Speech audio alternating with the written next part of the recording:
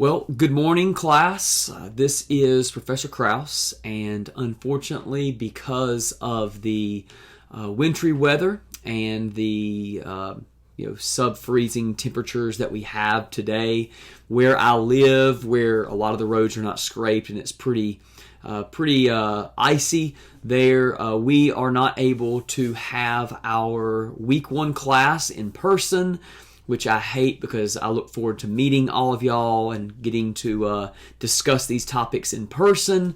But since I am not able to be there, I am going to record kind of what I was going to be going over, and then what I'm asking you to do, kind of what the school is asking you to do when it comes to attendance, is after you watch this lecture, I am going to have you write out a one-page paper on some of the ideas that we talked about in today's lecture. So hopefully that helps, and all you really got to do is just comment on 2 or 3 of the ideas that we talk about. But just as if we were going to have class together, let me open up and pray for you, and then we will get right into it.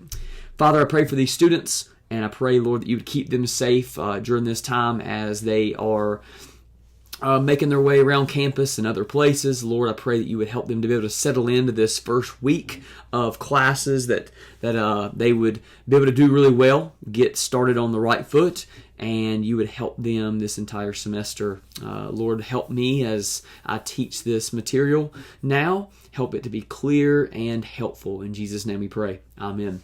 All right, the first thing I can let you know is that if you have not already, you need to go on your opening page of the class, and you're going to find an introduction and syllabus review video. You need to watch that as soon as possible because it's going to go over everything from your books to the schedule to the assignments. It's going to go in depth. That way you're not like having to email me over and over and over when I've already went over it, and just look through your syllabus. Make sure you are comfortable with everything. And weekly, the reading quizzes don't start until week 2. This week, by Sunday night, you do have a weekly interaction paper, which is going to be answering the question, what is truth? You can find your lectures already uploaded right there in your resources. It should be on your opening page too. Watch those lectures. There is a lecture about truth. We're going to cover some of that idea today, and then you're going to write a 1-page interaction paper interacting with the ideas, agreeing, disagreeing, that sort of thing. And that's it. So let's jump into today. I want you to take a second and think about, how would you define the word truth? If we were in class together right now, I would ask for a couple of you to kind of throw out there, how will you define the word truth? And let's be honest, it's hard. Because truth is one of those words that we know what it means, and we kind of know sometimes it's easier than others to know what is true and what's not, but to define the word truth is pretty difficult. But the question when it comes to our practical living, everyday life, is how can we know what is truth and what is a lie? I mean, a lot of our daily decisions are based on understanding what is true and what is a lie in a conversation with someone, knowing if they're telling us the truth or if they're lying to us. Is it possible to know truth? And if there is a standard of truth, where is it found? Well, think about this. Was Mother Teresa a real person? Have we landed on the moon? Are unicorns real? Now, these are all questions of truth. Are they true or are they not? And again, if we were in class together, I would ask you to defend why you would answer yes or no, true or false, to any of these 3 questions. Because this is getting at the heart of, how do we know what is true and what is not? Well, the simple definition that we're going to use, and what you're even going to find in your final exam, is truth is what corresponds to reality. It means that we don't get to decide what is true. We can determine whether something is true, but I don't get to just declare something is true just because I want it. It's either true or it's not. This is either a thing of chapstick for my lips, or it is not. It can't be both. It is and it's not. And I don't get to just say, you know what, no, this is ice cream. No matter how much I want it to be ice cream or how much I think it is ice cream, I don't get to make that. It either is or it's not. It's kind of like going outside today. If you were to walk outside, wherever you're watching this lecture from, if you were to go outside and look, the sky, what color is the sky? Well, it might be as just this perfect blue color. And I might go outside and say, it's green.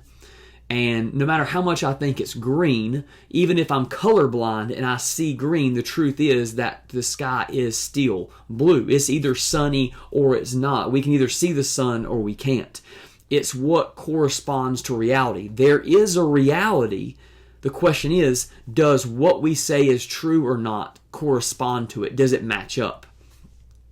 The concept of truth is absolutely essential to our lives because every day we are making decisions based on whether or not we believe something to be true or not.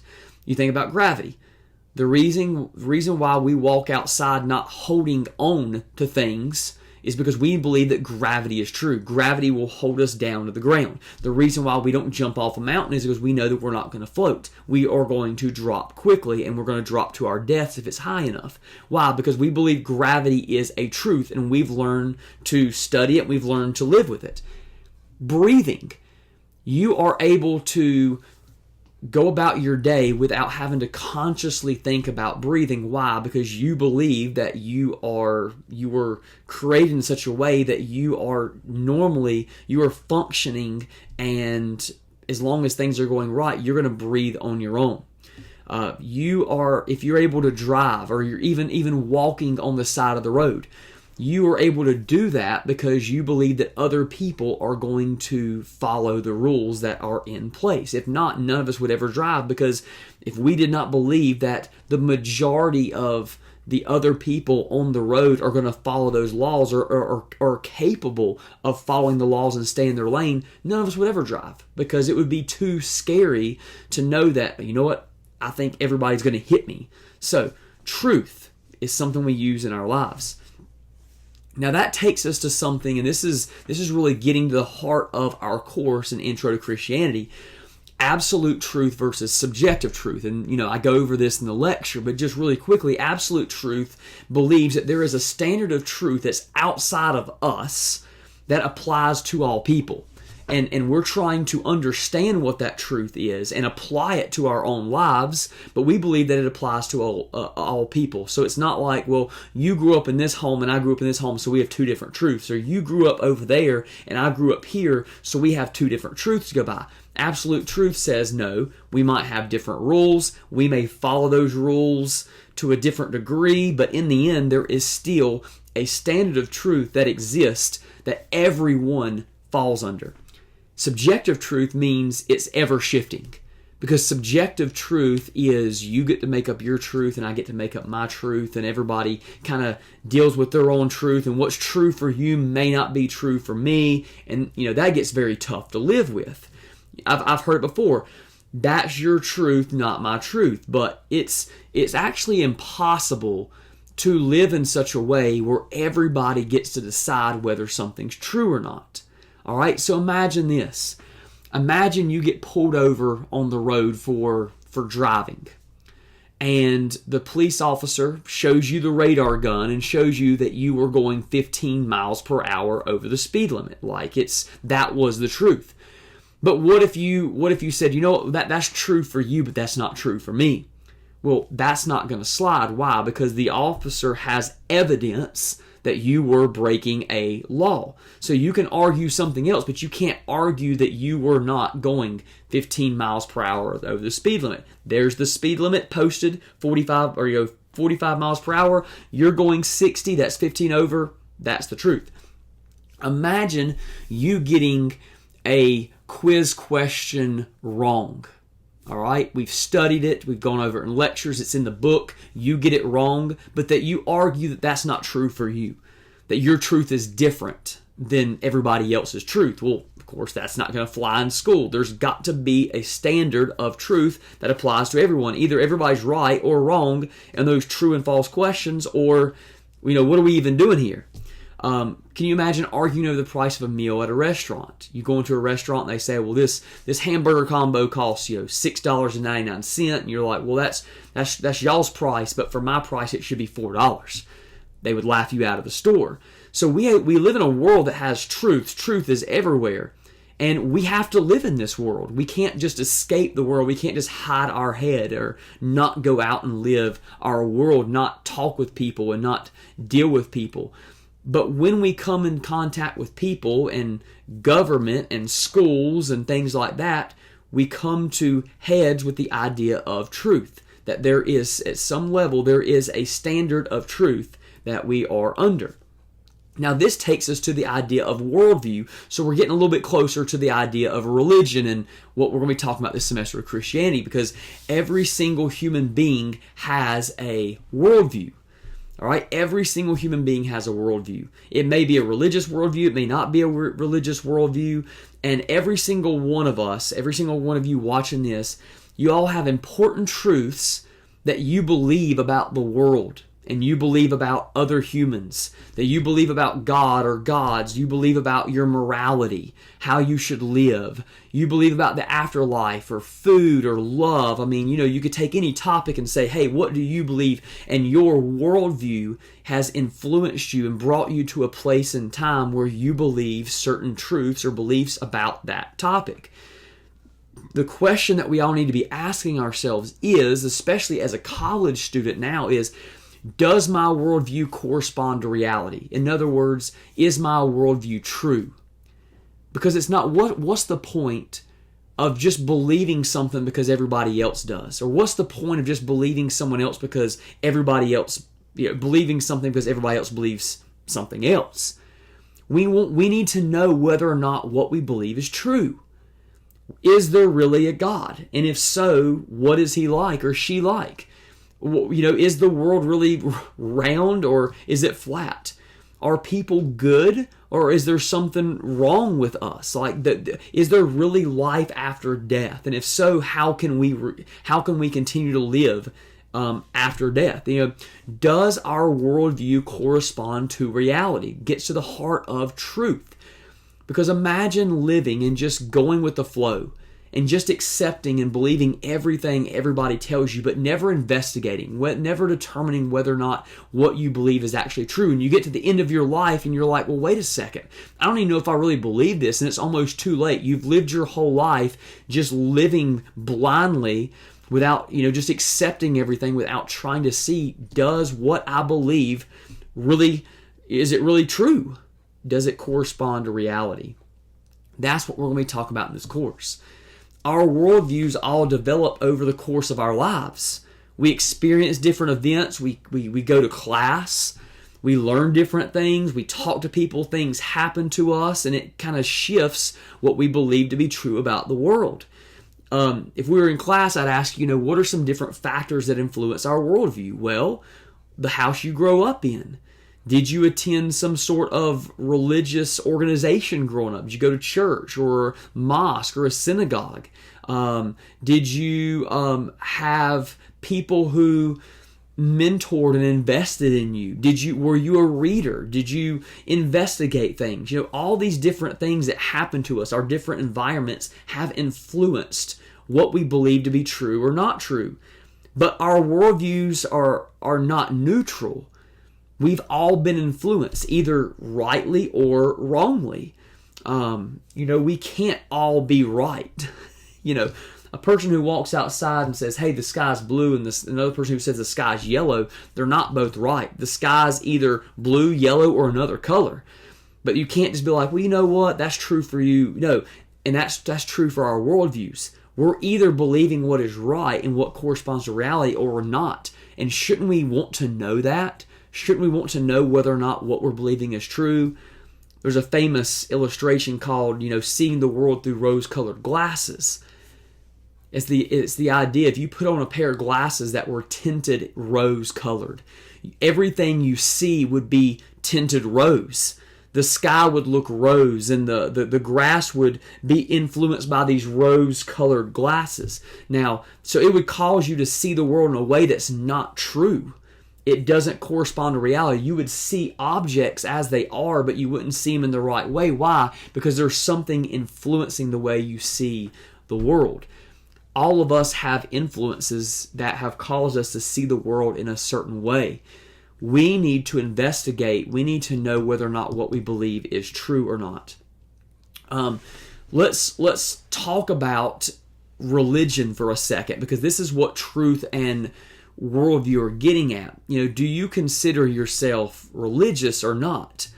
What do you believe in? Do you have certain beliefs about God and good and evil, purpose of life?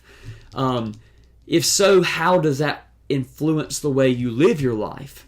Because the reality is, even if someone were to call themselves irreligious, I don't believe in religion. Religion has no place in my life. You still believe in something. You still have beliefs that impact the way you live your day-to-day life. And the question we keep on coming back to is, are your beliefs true? Do they correspond to reality? The definition we're going to be using throughout this semester, throughout this course, is religion is a personal set or institutionalized system. So set or system of religious attitudes, beliefs, or practices. And these attitudes, beliefs, and practices, they're going to differ drastically when you look at two different religions. We're going to study a lot more about what Christians believe. What is the set or system of attitudes, beliefs, and practices that Christians hold? We're also going to touch on other religions.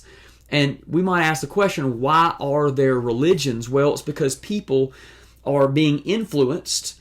People are experiencing things. People are trying to make sense of the world they believe in, the world they live in. And so this causes us, as we're trying to make sense of what's happening, is there a creator? If so, what are they like?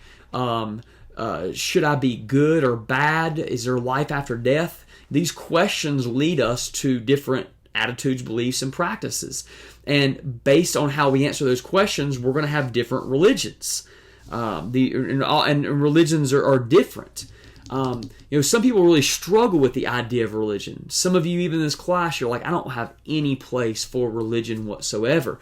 And one of the reasons is because religions by nature are exclusive. Every religion is based on truth claims. Every religion can't be right because religions hold different beliefs, and they can't all. The person who says there is a God and the person who says there is no God, they can't both be right. they're either one or the other is right. And so every religion is exclusive. Even people who say I'm not religious, that's exclusive, because you are cutting out all people who are religious, and that's okay. That's your beliefs. The question is, are they true or not? So it's like the idea of climbing a mountain. Some people use this illustration. Imagine a humongous mountain, and people would say, well, in the end, religions are different, and it's like going up the mountain and different. Everybody's going up the exact same mountain. When we get to the top, we're going to see it's all pretty similar. But think about that. That's foolish talk, because we can't all be right. Every religion has different truth claims. Every religion is going up a different mountain. We might say every religion's a different mountain, and I would say absolutely right. And when you explore that mountain, you get to the top, you're going to come to a conclusion about what you believe.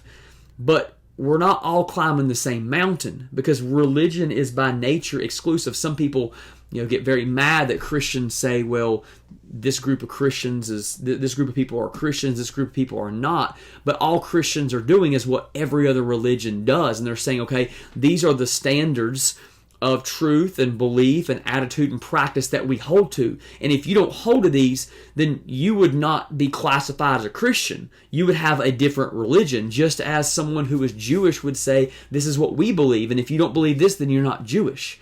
It's by very nature, religion is exclusive. In the majority of religions, though, and this is where we're getting to the heart of Christianity, people, in the majority of religions, people try to become better people. They try to improve themselves. They're trying to either, impress God, be accepted by God, deal with their guilt and shame for what they've done. They're trying to become a better person. Self-help, enlightenment is called different things in different religions, but people try to become better people in two different ways. The first way is do good works. I'm going to try to do more good things than I do bad things, and that way I'll be a good person. The second way is they try to avoid bad things altogether. I'm just not going to do these things because I believe they are wrong. Now, what separates Christianity, and this is the heart of our course, Christians don't believe that anyone can become a good person either way. Christians don't believe that it is possible to just avoid sin. And sin is a word we'll talk about. It means to do something against God. It's something to miss the mark, to do something wrong, the way we think of wrong. Christians believe it's impossible to just avoid sin altogether because we are born, number one, into a world that is already sinful. It's already broken. It's not right. And number two, there's something wrong in us that causes us to do things that are wrong. And so even if you moved away from everybody else and moved to your own private island, there are still things you would do that you couldn't escape sin. And Christians also believe that number one doesn't work. You can't just do enough good works to fix the problem because the problem's inside of us. If it was just a matter of we've done bad things, well, let's try to make up for it, then maybe, but Christians don't believe that's what's wrong with us. That it's just we've done a couple wrong things, so we got to do more right things. So by definition, Christianity is a religion because, we have beliefs and we have practices and attitudes based on what we believe, but there are certain characteristics in Christianity that separates it from other religions, one of them being this: Christians don't believe you can just become a better person on your own, that you can just do good works or stop doing bad things and then all of a sudden you are good and you are approved by God. Christians believe the opposite, that we can't make ourselves better, and because of that, God loved us so much that God came and He did the work for us, which we'll talk a lot more when we get to Jesus. That it's God who makes us good.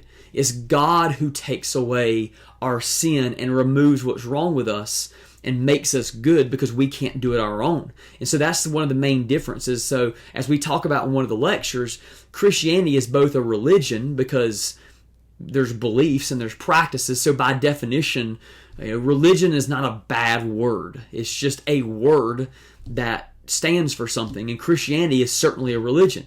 But it's also Christianity, there's a relationship dimension that you can't escape because Christians are seeking to have a relationship with God. Christians believe you can have a relationship with God because of what God has done for us.